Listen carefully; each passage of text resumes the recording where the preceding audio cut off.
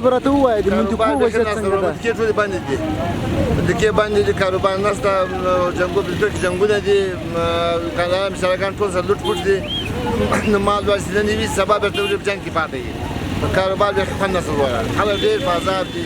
په بازار کې هر څه چې د کور راوځو بېګا دا سوچ کوو چې بېرته به ټول کور ته ولاړ شو، پلانونه توغندي راځي، ساتي سره دغه په بازار کې خلک سره ودي، عاطف ډېر ضعیف متخیل حال کې یو.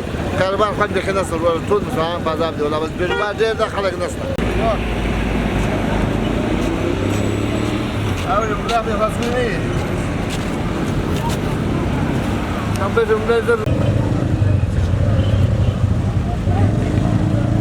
څه دي ته وایې؟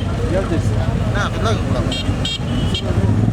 تقریبا یو لس هغه